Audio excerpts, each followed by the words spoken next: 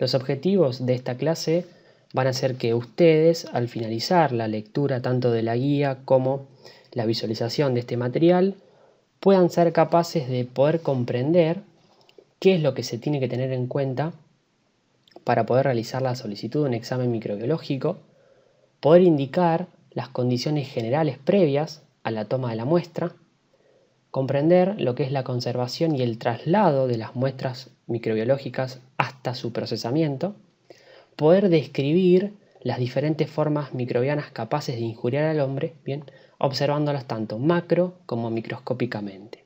Fíjense, nosotros partimos de un diagnóstico presuntivo a través de la clínica del paciente, que junto con el diagnóstico microbiológico de certeza, nosotros podemos llevar a cabo un tratamiento efectivo y dirigido. Bien, ahora, para llevar a cabo este diagnóstico microbiológico, nosotros podemos aplicar dos tipos de técnicas, bien, lo que se llama el diagnóstico directo y el diagnóstico indirecto. El diagnóstico directo hace referencia a todas aquellas técnicas microbiológicas que están destinadas a lo que es la identificación del microorganismo o una parte de él, bien, como puede ser, por ejemplo, un antígeno. Bien, un antígeno es una parte del microorganismo. Yo no estoy poniendo de manifiesto todo el microorganismo, sino una pequeña partecita de él. Pero esa pequeña partecita me dice que está o estuvo. Y el diagnóstico indirecto hace referencia a la búsqueda de, entre comillas, algo que me indique indirectamente la presencia del microorganismo.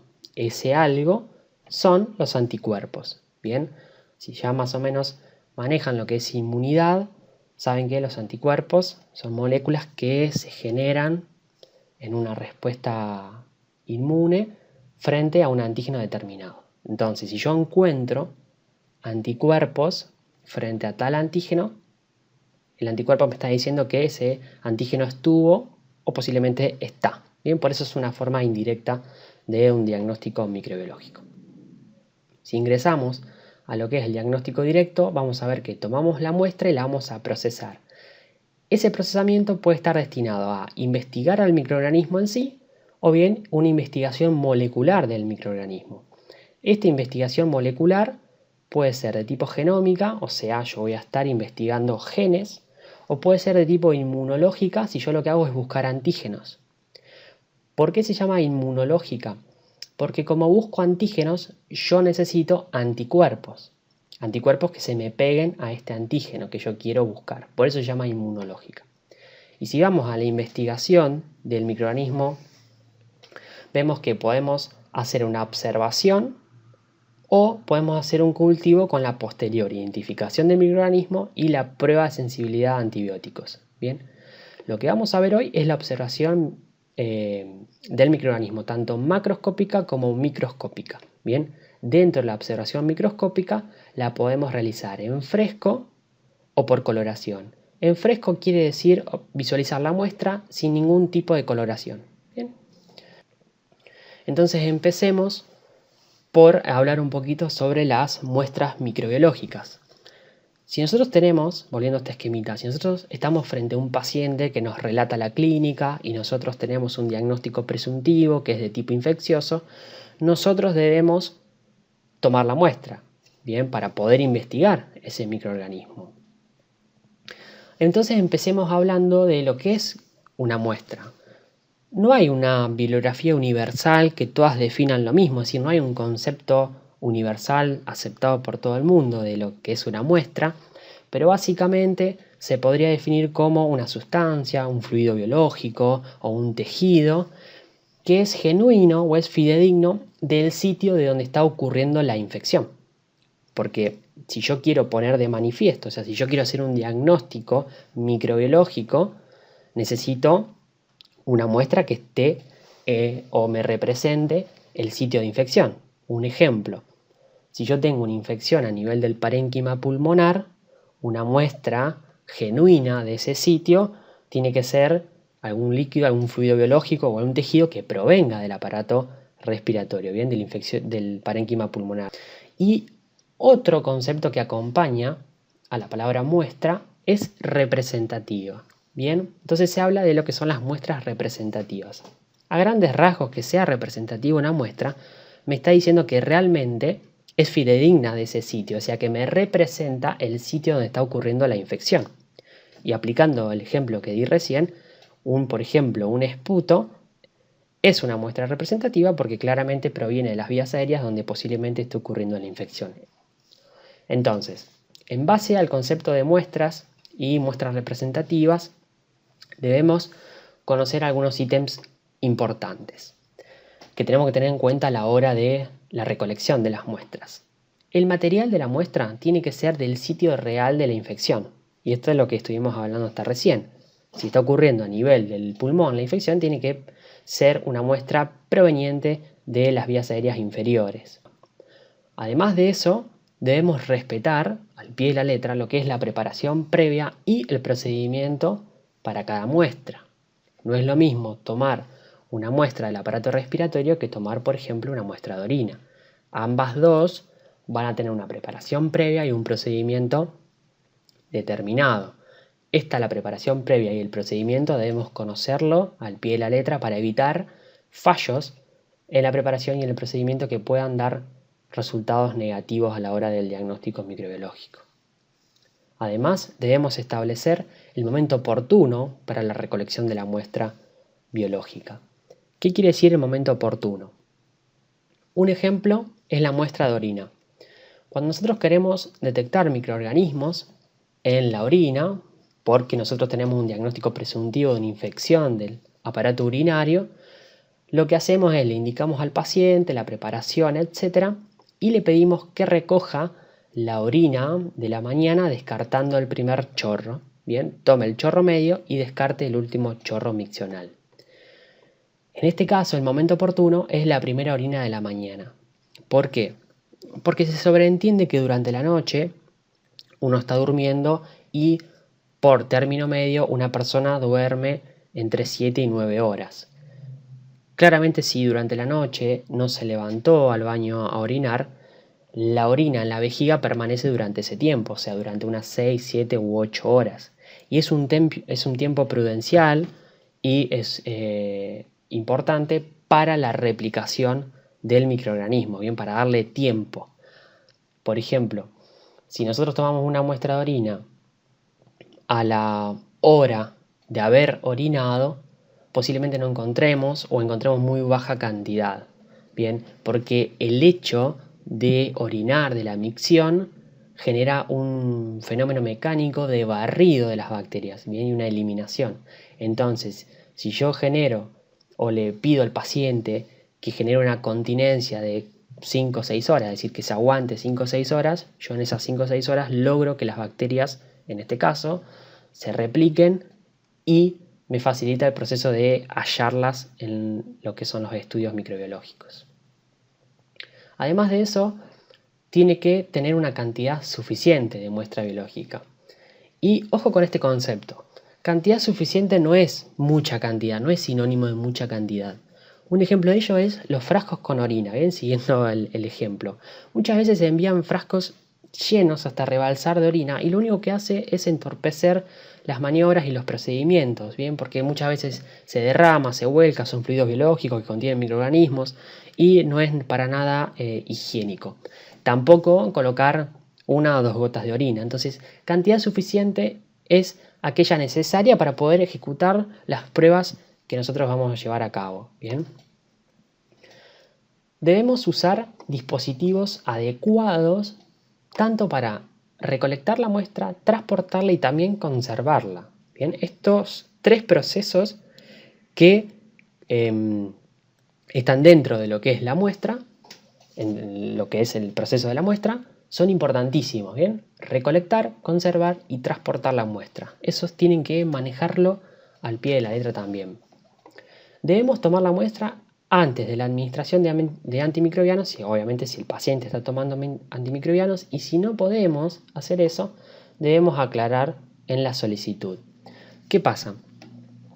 Los antimicrobianos muchas veces pueden estar presentes en las muestras. Bien, un ejemplo de ello es la sangre. Cuando uno toma sangre para hemocultivo, claramente el antibiótico está distribuido sobre el volumen sanguíneo, y si tomamos sangre para hemocultivo también estamos tomando antimicrobianos, bien, estamos captando una pequeña cantidad, supongo. ¿Qué pasa? Ese antimicrobiano que está ahora en el frasco de hemocultivo, ya lo vamos a ver más adelante el frasquito, puede inhibirme el crecimiento de la bacteria y generarme que yo no encuentre nada.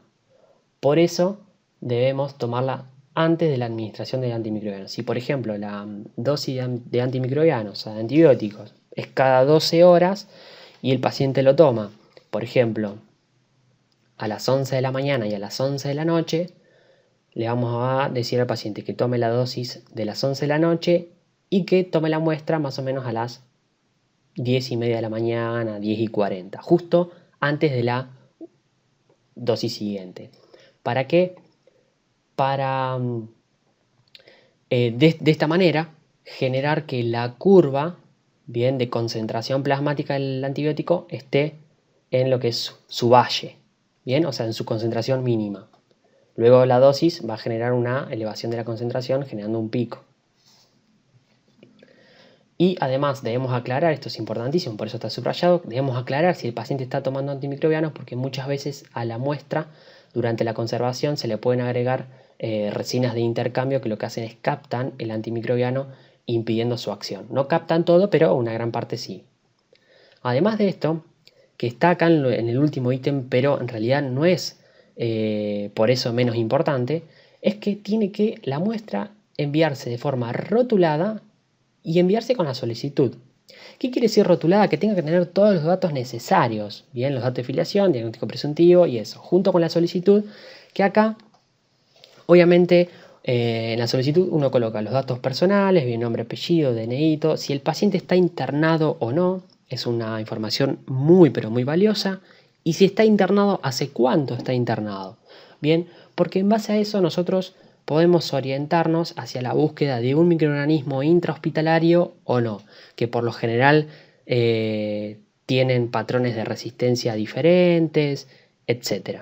Entonces siempre se debe enviar la solicitud con el diagnóstico presuntivo, a informar si está o no está tomando antibióticos, si tiene alguna otra patología que obviamente tenga importancia en este proceso infeccioso, etc. Vemos que hay diferentes tipos de muestras, bien, para recolectar, cada una de ellas con su técnica específica. Veamos algunas de ellas. Tenemos a la punción aspiración, que es una toma de muestra para lo que es una infección de piel denominada absceso, bien, que es esa colección purulenta. A grandes rasgos, la técnica para la recolección del material purulento del absceso se hace de la siguiente manera. Se localiza el absceso, bien, a nivel de la piel, y se va a realizar una antisepsia de la zona. La antisepsia varía según la literatura que utilicen. Algunos utilizan alcohol al 70%, otros utilizan iodopovidona y otros lo que hacen es utilizan iodopovidona primero, dejan que se seque y luego utilizan alcohol al 70% y dejan que se seque y ahí proceden a tomar la muestra. Bien, bueno, eso queda de tarea para ustedes para que vean o busquen referencias bibliográficas al respecto. Lo que se hace es, se toma un algodón estéril, se lo embebe con alcohol al 70 o iodopovidona, la sustancia antiséptica que utilicemos, se coloca en el centro del absceso y se hace un movimiento circular de tipo centrífugo, o sea que de adentro hacia afuera, irradiado hacia la periferia, pintando, entre comillas, se le llama pintar a esto, o sea, cubrir toda la superficie cutánea con la sustancia antiséptica. Pintamos toda la superficie cutánea de forma centrífuga, esto es súper importante, del centro hacia la periferia. Bien, no volvemos a tocar con el mismo algodón la zona que ya pasamos. Bien, si queremos volver a pasar nuevamente, utilizamos otro algodón estéril embebido con la sustancia que nosotros estamos utilizando. Una vez que hicimos eso, dejamos secar la sustancia antiséptica y tomamos una jeringa con su aguja correspondiente. Bien, ponemos el bisel hacia arriba e ingresamos por la piel en un ángulo aproximadamente de 45 grados. Fíjense un detalle importantísimo de esta imagen. El esquemita este está mostrando que esta persona, vamos a suponer que es una persona, está tomando la muestra, pero no lo hace directamente del absceso, sino que lo hace a una distancia prudencial. Bien, nosotros le llamamos ingresar por piel sana. No es piel sana realmente, porque acá también está ocurriendo un proceso inflamatorio, bien circundante al absceso, pero queremos decir que no debemos ingresar directamente del absceso, bien, porque podemos generar una contaminación de la muestra. Entonces se ingresa a 45 grados con respecto al plano de la piel en dirección hacia el absceso. Bien, una vez que llegamos al absceso, realizamos una aspiración con recolección del material purulento. En el caso que nosotros realicemos una aspiración y no obtengamos material purulento, lo que podemos hacer es instilar unos pocos milímetros de suero fisiológico, lo instilamos y luego aspiramos nuevamente, ¿bien? Y recolectamos el suero fisiológico que nosotros instilamos y arrastramos con ello también quizás alguna escasa cantidad de material purulento. Retiramos la jeringa con la aguja una vez que ya realizamos la aspiración, y lo que hacemos es lo siguiente: teniendo en cuenta que los microorganismos que generan los abscesos principalmente son anaerobios y el oxígeno le es letal, lo que hacemos es retirar el aire que le haya quedado a la jeringa y debemos enviar la muestra al laboratorio rápidamente. ¿Cómo la podemos enviar? Podemos pasar el material purulento de esta jeringa a un frasco, a un recipiente ya preparado para anaerobios que no está disponible en todos los centros. O bien podemos, con un descartador de agujas, sacar la aguja, claramente, no vamos a enviar jamás una jeringa con su aguja a un laboratorio, obviamente para evitar los accidentes cortopunzantes. Entonces retiramos la aguja con un descartador de agujas y a la jeringa le ponemos un tapón, bien, de plastiquito, de goma, estéril, claramente, pero previo a eso le sacamos todo el aire y lo rotulamos a esta jeringa y lo enviamos rápidamente al laboratorio en búsqueda de anaerobios. Obviamente la solicitud que les comenté anteriormente, se coloca que se desea buscar anaerobios. Esta es otra muestra que observamos acá, esto ya más o menos medio que lo conocen, lo manejan un poco, que es la venopunción. Bien, o sea, tomar sangre de una vena periférica. La técnica es muy parecida a la anterior, se hace una antisepsia de la piel, algunos utilizan solamente alcohol a 70 y otros, como dije, usan iodopovidona. Se ingresa en un plano de 45 grados con respecto a la piel, bisel hacia arriba. Una vez que introducimos la aguja en el interior de la vena, realizamos una aspiración y obtenemos, obviamente, sangre venosa. ¿Qué pasa? ¿Cuánta cantidad de sangre venosa necesitamos? Bueno, la cantidad de sangre venosa que nosotros vamos a emplear, por ejemplo, en los hemocultivos, ya viene determinada en los frascos, ¿bien? Dependiendo si el frasco es para adultos, pediátricos o neonatal, la cantidad de sangre que vamos a introducir en cada frasco varía. Entonces, previamente a eso, si la venopunción va a ser para un hemocultivo, debemos leer el frasco a ver cuánta cantidad de sangre debemos inocular en ese frasco. Entonces, tomamos la sangre, la muestra, y la depositamos en el frasco. Y acá hay un tema de discusión entre los que toman la muestra. Pasa lo siguiente: nosotros tomamos con esta jeringa y con esta aguja la muestra, ¿no? Obtenemos la sangre. Tenemos un frasco de hemocultivo que tiene un taponcito de goma para poder pincharlo con la aguja, que ese tapón de goma lo desinfectamos previamente con alcohol al 70 y lo dejamos secar. Bien, obviamente todo esto es para evitar la contaminación. Algunos dicen que no hay problema si usamos la misma aguja para pinchar el frasco de hemocultivo y depositar la sangre en ese frasco. Y hay otros que dicen que es mejor esta aguja que utilizamos para la venopunción, descartarla en un descartador de aguja y colocarle una aguja nueva, pinchar el frasco hemocultivo, bien, o sea, pinchar, digo, punzar, o sea, introducir la aguja en el frasco hemocultivo y ahí colocar la sangre. Bueno, les queda de tarea para ustedes buscar bibliografía médica acerca de cuáles fueron los resultados microbiológicos hallados en una u otra técnica, bien, bastante interesante. Otro tipo de muestra que podemos hablar es la obtención de escamas, bien, por raspado, o fíjense que acá este médico está obteniendo lo que son pelos, bien, a través de esta pinza. Principalmente estas dos tipos de muestras están orientadas a la búsqueda, o mejor dicho, a la investigación de hongos. Bien, una identificación micológica. Esto hace referencia a extracción de pelos y esto hace referencia a un raspado con un instrumental símil bisturí sobre la uña y las escamas obtenidas ponerlas en un porticubre, bien, o sea, en un portaobjeto y un cubreobjeto. Y acá con el pelo exactamente lo mismo y después se le realizarán las pruebas que corresponden. Acá tenemos otra toma de muestra, este ya es bastante conocido, que es el exudado faríngeo. Bien, esto es una de las muestras más comunes porque básicamente se utiliza para la detección de microorganismos que causan infecciones en vías respiratorias altas como así también bajas. La técnica para tomar esta muestra es la siguiente. Realizamos un lavado de manos. Bien, obviamente las muestras anteriores también realizamos un lavado de manos, me olvidé decirlo, pero claramente siempre que nosotros vamos a estar en contacto con un paciente, hacemos un lavado de manos previo.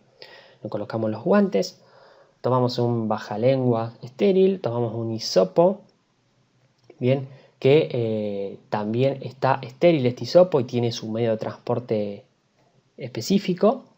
Y con una buena fuente de iluminación nos colocamos frente al paciente. Le pedimos que abra la boca, saque la lengua y realizamos. Con el bajalengua realizamos una depresión de la lengua y con el hisopo en la otra mano lo que hacemos es lo introducimos en la cavidad oral sin tocar absolutamente ninguna mucosa oral, bien, ni la lengua, ni las mejillas, ni el paladar, y dirigimos la punta del hisopo hacia lo que son las amígdalas faríngeas. Bien.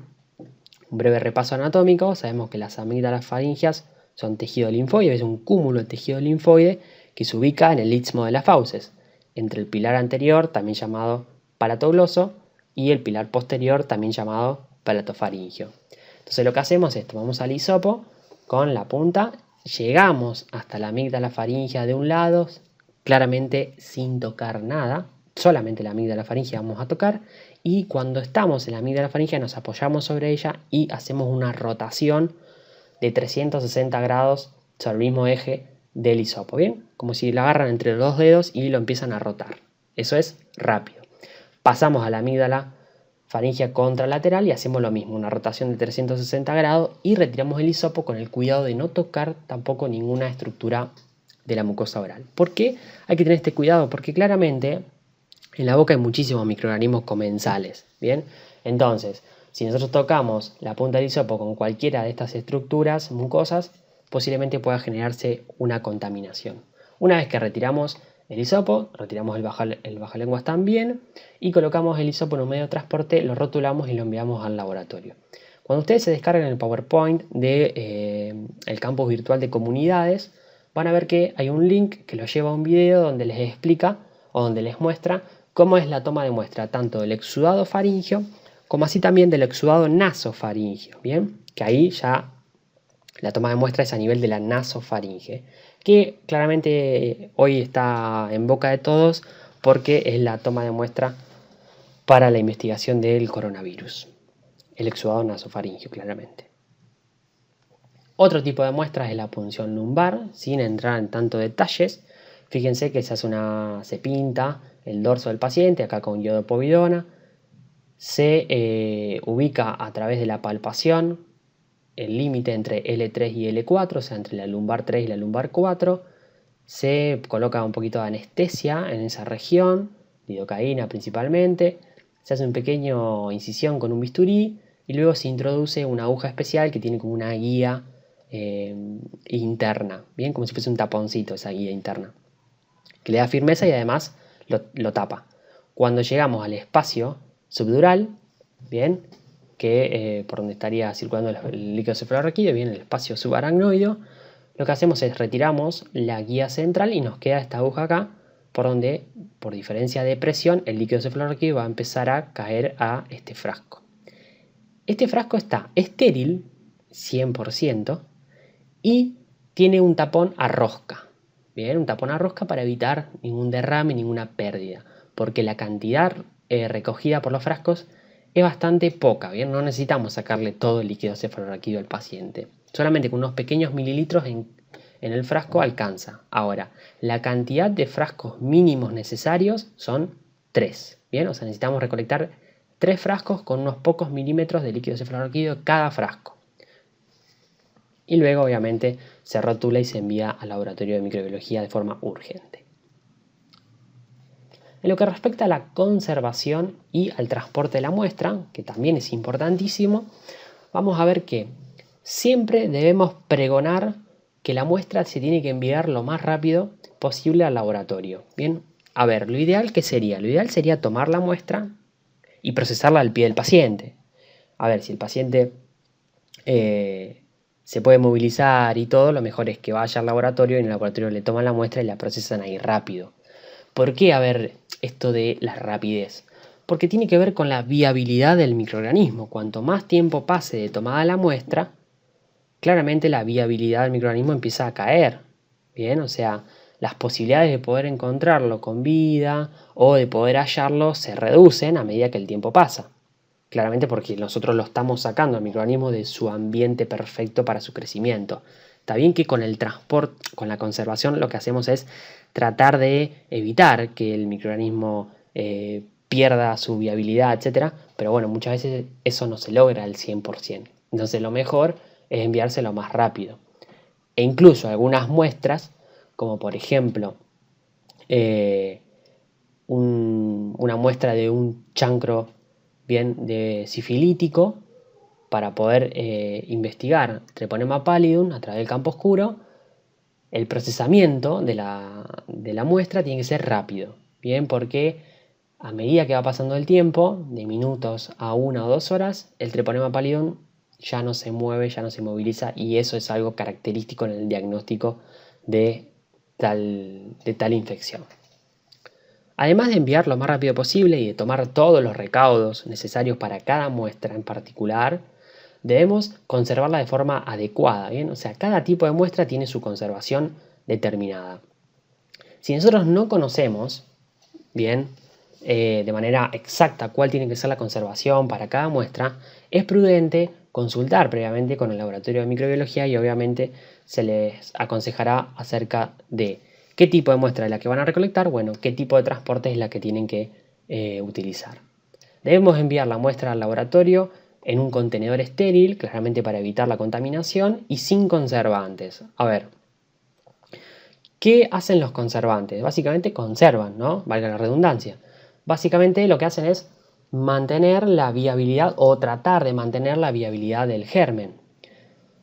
¿Por qué ponemos sin conservantes? Porque algunas veces los conservantes pueden generar también una destrucción del microorganismo, de algunos sí, de otros no, o sea, puede generar una selección del microorganismo. Lo ideal es que la muestra tal cual sea tomada se mande en un contenedor estéril y sin conservante. En el caso de no ser posible, obviamente se colocan conservantes. Muchas veces es necesario utilizar lo que se llaman medios de transporte, bien, como por ejemplo el Stuart, el Cariblair, un medio de transporte de tipo Amis o un medio de transporte para anaerobios, como yo les comenté en lo que es la jeringa, bien, en la toma de muestra de venopunción. ¿Para qué sirven estos medios de transporte?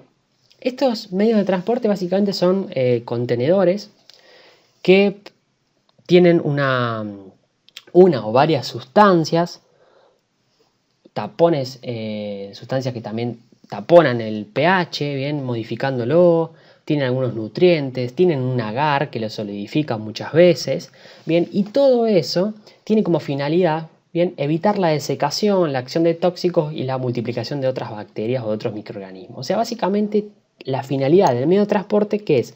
Es mantener la viabilidad de ese microorganismo, evitando la desecación, como también evitando la multiplicación de otros. Porque si bien yo tengo un microorganismo que está vivo y todo, pero hay otro que se está multiplicando mucho, seguramente mi muestra me dé un resultado falso positivo.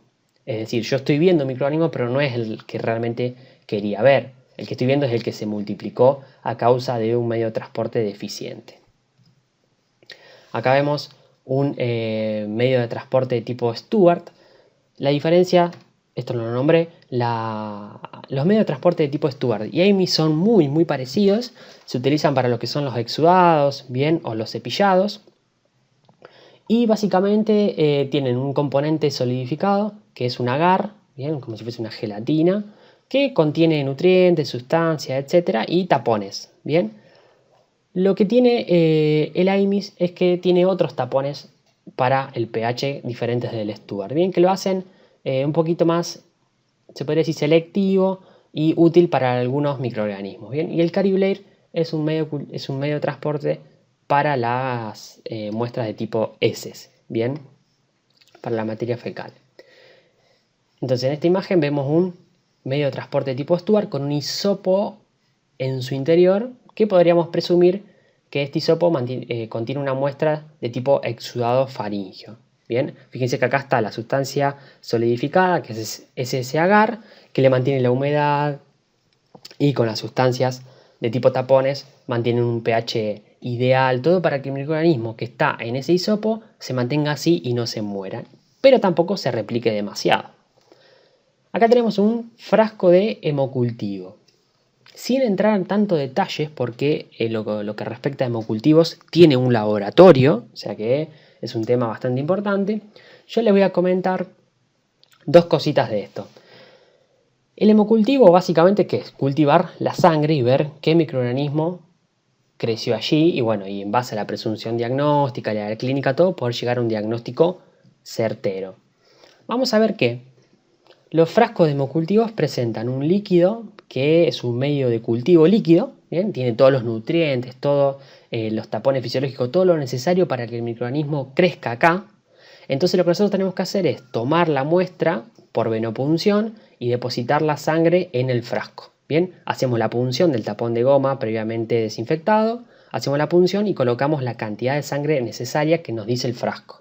Que recuerden que si es para adulto, pediátrico o neonatal, la cantidad de sangre en mililitros varía. Acá vemos la jeringa con el material purulento, posiblemente tomado de un absceso, pero fíjense, está mal tomada. ¿Por qué? Porque acá hay aire, ¿bien?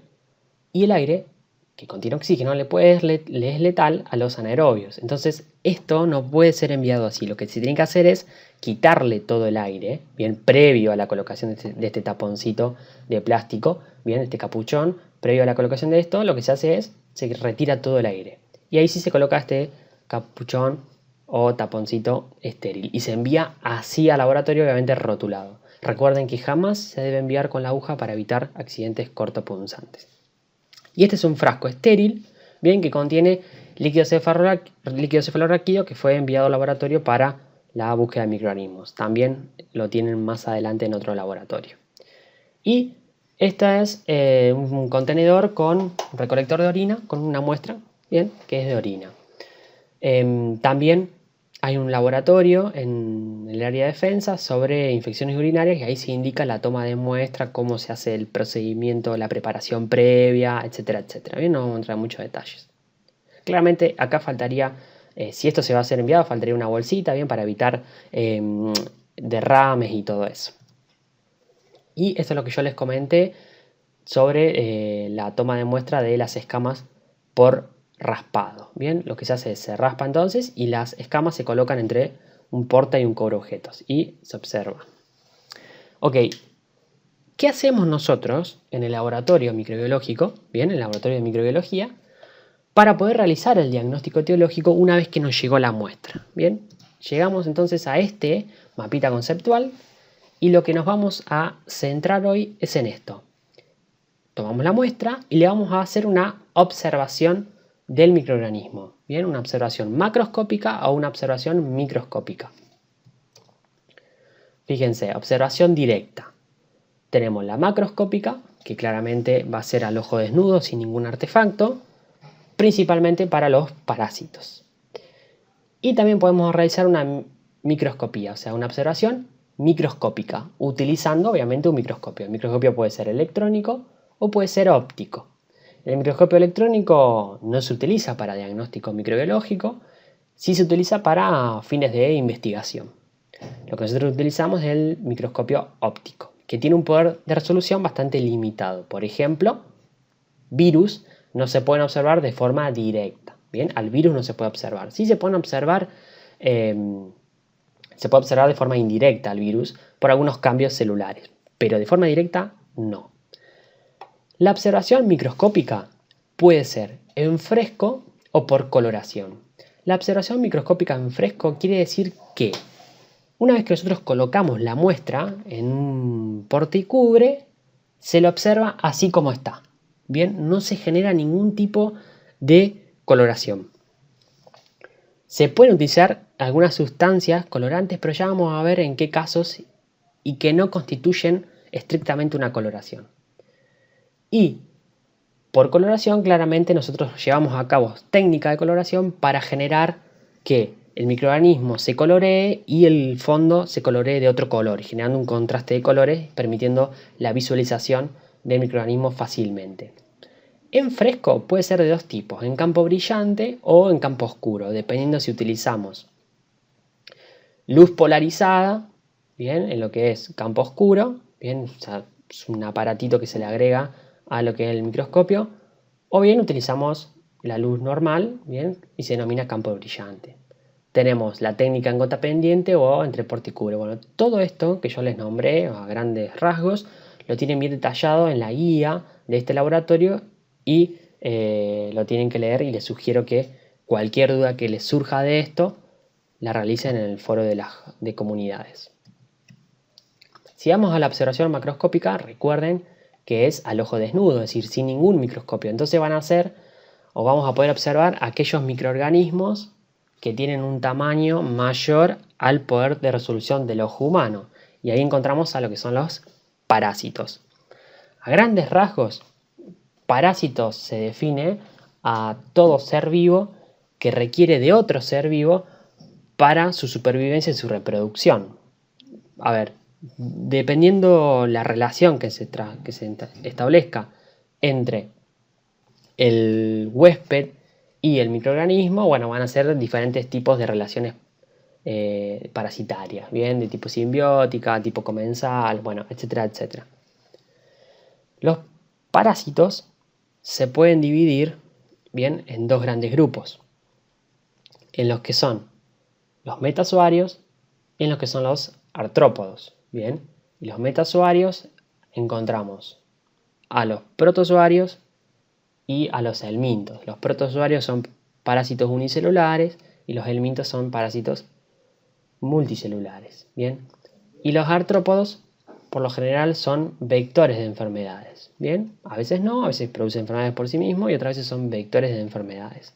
Dentro de los artrópodos podemos diferenciar a insectos y arácnidos. Todo esto dependiendo de las estructuras de su cuerpo, su cabeza, etc. y la cantidad de pares de patas. Bien, los insectos tienen 3 pares de patas, mientras que los arácnidos tienen 4 pares de patas.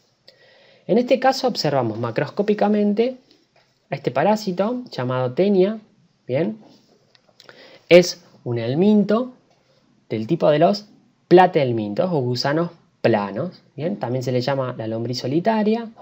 Puede llegar a medir entre 10 y 12 metros, un montonazo, y claramente se observa a simple vista.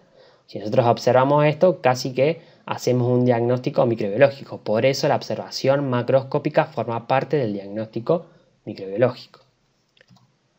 Acá observamos al Ascaris lumbricoides, es un parásito de tipo helminto, y dentro de los helmintos encontramos a los nematelmintos o nematodos, bien, que son gusanos redondos. El anterior es un gusano plano, o sea, platelminto, y este es un gusano redondo, o sea, nematelminto. Bien, tenemos al macho y a la hembra. Es una de las infecciones parasitarias más frecuentes, es común en pediatría y tiene una característica de su ciclo biológico, es bastante particular en el hombre porque hace un ciclo que se llama ciclo de Lobos. Bien, súper repugnante porque pasa por pulmones, etc. Lo cual es bastante feo.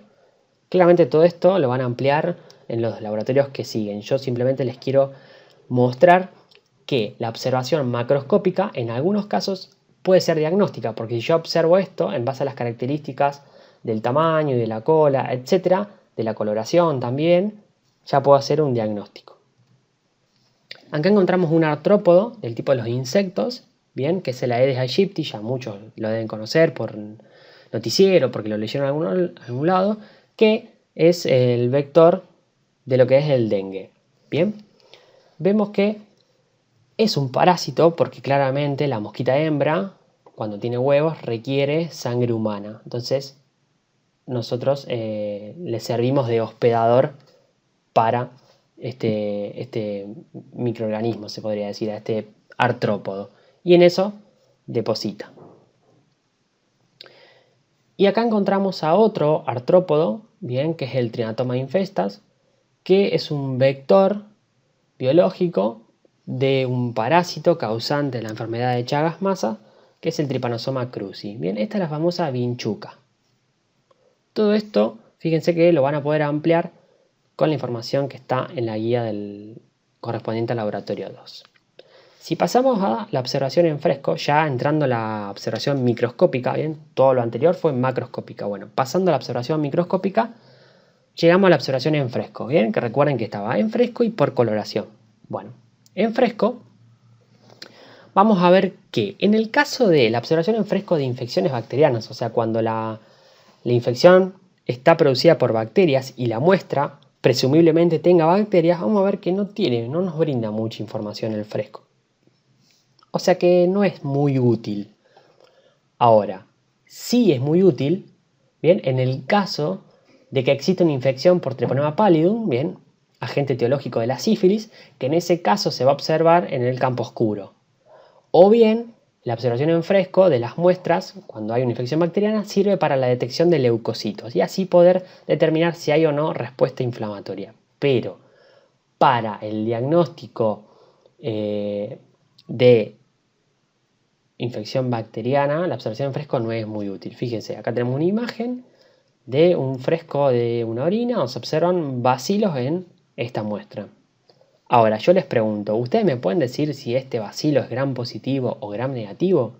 No, me pueden decir solamente que hay bacilos en la orina, nada más. O sea que mucha información nos brinda, no es útil realmente. Ahora, como vieron, en parasitología el fresco es súper útil, como así también en micología el fresco es súper útil, pero en bacteriología el fresco no tiene utilidad excepto en los casos mencionados anteriormente. Si damos la observación en fresco en infecciones micóticas, podemos observar que este círculo negro está cerrando esta imagen que observamos acá, que es de un hongo que se llama Paracoccidioides, no se enreden mucho con el nombre, ya lo van a tener tiempo de aprenderlo, que básicamente es un hongo que causa una micosis profunda, una micosis sistémica, y fíjense que la observación en fresco de esta figura que tiene forma de timón de barco con estas brotes de gemación es característico de los paracoccidioides. Bien, entonces, si nosotros hacemos un fresco, una muestra y observamos esto, claramente podríamos estar diciendo que casi con certeza de que esto se trataría de un paracoccidioides. Fíjense el valor que toma la observación en fresco en este caso de infección micótica. Acá observamos una muestra de flujo vaginal que tiene varias levaduras. Bien, sabemos que una de levaduras más importantes que causan infección en lo que es el tracto genital femenino es cándida. Entonces, en una paciente que presente una clínica compatible con una vulvovaginitis y nosotros tomamos un flujo vaginal y observamos levaduras, también casi que con certeza diríamos que es una vulvovaginitis por cándida. Bien, claramente nosotros no podemos poner el sello y decir esto es así porque no lo estamos identificando al microorganismo, pero fíjense el gran valor o la gran información que nos aporta el fresco en este caso. No así en el caso de las bacterias, que nosotros dijimos que no podemos decir más nada que si son cocos o bacilos, pero dentro de coco y bacilo hay una inmensidad de microorganismos. Acá observamos una muestra de piel que se observan, fíjense, estas estructuras unicelulares que son levaduras. Acá observamos a Malassezia, bien, también de escamas procedentes de la piel. Esto, fíjense, ustedes me dirán, bueno, pero estamos en observación en fresco, ¿por qué se ven azul si no utilizamos colorante, no usamos tinciones? Bueno, en realidad, en este caso hay una trampita, porque lo que se utiliza es un colorante que es azul de algodón o azul de metileno, pero para generar un contraste con el fondo. En realidad, el colorante no está penetrando en el hongo y lo está tiñendo, sino que en realidad no penetra y me genera un contraste con el fondo.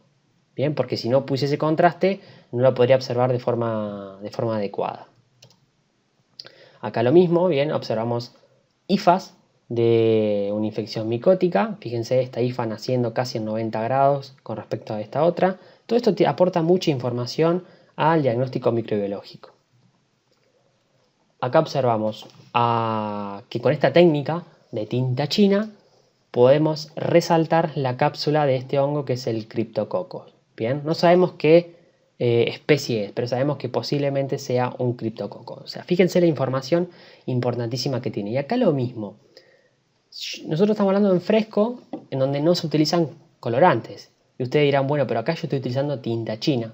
Bueno, pero aquí hay una aclaración súper importante. Y fíjense, cuando nosotros usamos tinta china para poner de manifiesto la cápsula del criptococo, no estamos realizando un método de tinción, porque la tinta china en realidad no penetra la cápsula y la colorea de blanco, sino todo lo contrario. Lo que hace es no penetra, porque esa cápsula impide que penetre, y lo que hace es me genera un contraste entre el fondo que está oscuro por la presencia de la tinta china y el microorganismo que se ve claro por la presencia de una cápsula que impide el ingreso de la tinta china. Bien, lo mismo que expliqué recién con Malassezia, bueno, aplica para esto.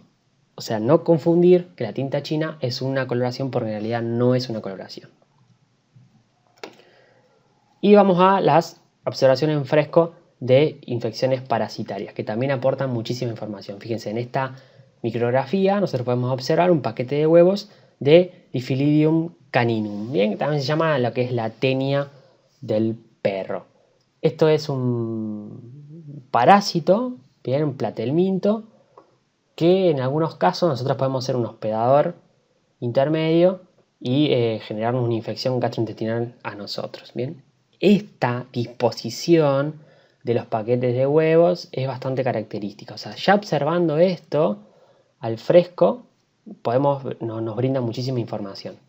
Acá observamos a otro parásito, bien, un Strongyloides, que es un nematelminto, es un nematodo, en su estadio larvario. También esta estructura nos está aportando, o esta forma de este microorganismo nos aporta muchísima información en este caso, bien. Todo esto es para que ustedes vayan relacionando o vayan viendo la importancia de la observación en fresco en los diferentes tipos de microorganismos. Ya dijimos, las bacterias no sirven, pero en micología y en parasitología sirven bastante. Fíjense, acá tenemos un huevo de Ascaris lumbricoides. En las diapositivas de observación macroscópica vimos al parásito ya adulto, ¿bien? Y acá lo estamos viendo en su estadio de huevo, ¿bien? Acá observamos un trofozoito de Entamoeba histolítica. Entamoeba histolítica es un protozoo, bien, gastrointestinal, y las características de este estadio, que es el trofozoito, son bastante particulares y ya nos permiten aproximarnos al diagnóstico cuando realizamos un fresco de, por ejemplo, unas heces.